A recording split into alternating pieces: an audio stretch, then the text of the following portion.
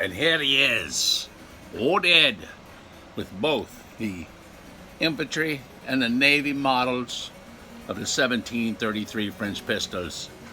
There they are, yes. Imagine, I go out and shoot these babies about the same time. Huh? That sounds like a good time, right? Well, anyway, we had some trouble with one. This here is the infantry one. I didn't have any trouble with it, but they both got the same inscription on the locks, as you can see. So I was going to get a chart and show you what I did to get that one fixed, but shooting the video right on the camera, boom, it took a El Krapolski on me. Yes, it did. It quit working right.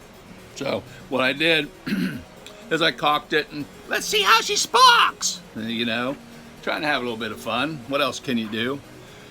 And it did all right a couple of times, and then it clunked right into the half cock position that was locked.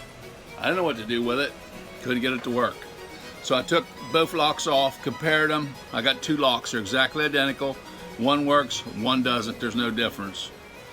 So finally, through watching some other videos and stuff and some help from some other folks, give me an idea, which my first idea was, I think I better cut down on the notch in the safety. Right, yeah. So, okay, so bad idea. What you got here is you got a flintlock that's unfit to load and shoot if it's doing what it was doing.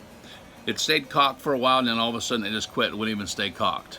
It had a hair trigger. I mean, you could almost like bump the gun or whatever. You better touch that trigger, boom, that thing went. I hadn't had any of them that had a trigger like that was that light. So I was pretty like distraught for the most part, because there's no way you can take that out and shoot it. It's a wall hanger at that point, unless you figure out how to fix it. Well, somehow or another, I'm going to say from up there, wisdom was placed down to me to get the job done.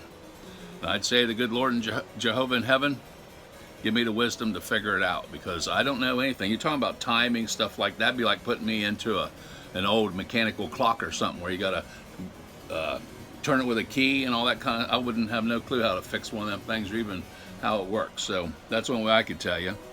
But this is the old, regular old, you see it's got the brass handle on it. And this is the 1733 infantry pistol. These are from Access Military Heritage. We'll give this one a little sparky, and that's what we had too, was just a little sparky. Not very good, actually, in my opinion. But you know, they do have oil on the frizzins, so if I wipe them down, clean them up with a little rubbing alcohol, probably go better. And then this is the Navy one, and you can tell it because it's got the stainless steel butt on it. And this is the one that was broken. So let's see what happens. I've tried it a dozen times and it worked every time. You see, it got a good click there, and then it clicks back.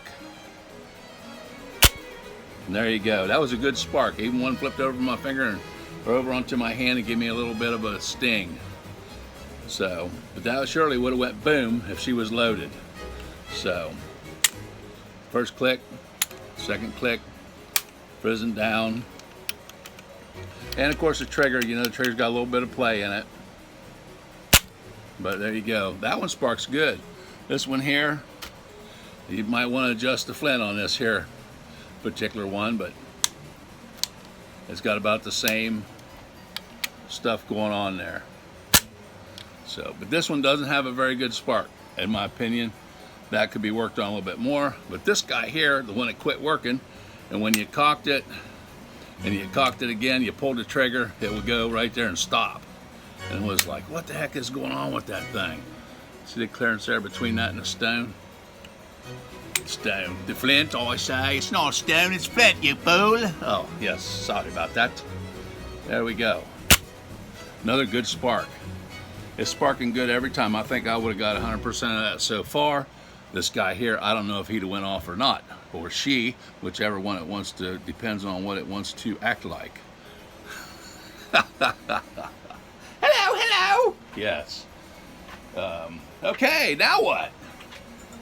Oh, let's ring the bell. Oh yes, the bell. Like I said, must have had a little baby holding that thing because I thought it was a nice big bell. You know, I'm gonna get out. It's this little teeny bell. It's like room service, room service. Oh man, don't crack yourself up now. Oh, don't crack yourself up, Mr. Ed. Yeah, don't do that. All right, so what's happening now? Oh yes, quickly. Yes, this is brought to you by sweet corn harvested into can. That's me sponsor. No, I'm just pulling your leg. Ain't no sponsor. They haven't got no sponsors. I don't. Don't what? No, neither, do I? I don't know, man. Maybe you do. Who knows? All right, so I thought I'd shoot this real quick. As you can see, I do believe she's fixed. Let's see. How can we demonstrate this since we didn't get any paper or nothing? Well, when you look at your sear on your inside your lock, you got to take your lock apart. So you'll have to disassemble it. One of them good spring clamps, because they tell me if you use pliers on it and you put just a little teeny nick in that steel, it's a stress fracture, and that'll end up causing it to break. So they can't have that little gouge in there. That's the point where they go boom. That's what causes a spring to break on you. So you got to take it apart. You take that off. It's a round circle, and you'll see two notches going in this way. First notch, half cock. Second notch, full cock. If you go in behind that notch to where it rolls into the like the barrel part of it, and it comes in and hits that notch, I just took a Dremel tool and a sanding stone and just kind of shine that up a little bit and kind of deepen the notch just a teeny bit. I mean, I didn't take hardly nothing off of it. I just made it shiny, shinier than what it was, right? And then put it back together. Boom. Seems to be working okay. So, and it makes a big difference, because you wouldn't even want to take that out and mess with it, because it wouldn't be safe. So if you get one of these boogers from Military Heritage and you have that problem, now you'll be able to say, gee, I can fix that. And you can. It's not really that difficult. If I can do it, anybody can do it, huh? Right. Yes, whatever Ed can do, you can do too. Because he used to be one of them guys that's like, I can't do that. But yeah, you can. You just have to take your time. Plan your work. Work your plan. That's how you do it. Plus, it doesn't help if you got a little inspiration from up there. It can hit you with a boom, a revelation, I tell you. Yep, and you get things done, and it'll be amazing. Simply amazing, I say. So, but yep, two nice paces. Let's have a duel. Yes, let's go some dueling, huh? You got your 20 gauge barrels, huh? Looking down both of those babies, huh? Look at that. Mm-hmm. And let's see, this one here. Oh yeah, it's got a nice touch holder for that one.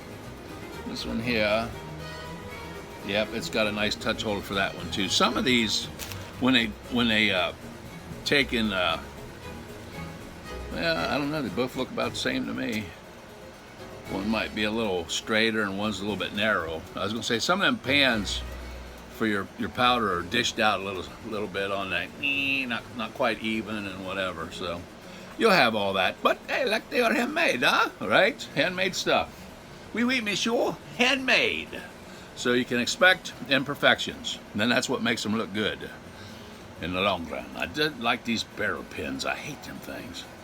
So I dread taking the barrels off of them, I really do, because I'm afraid I'll bust me wood.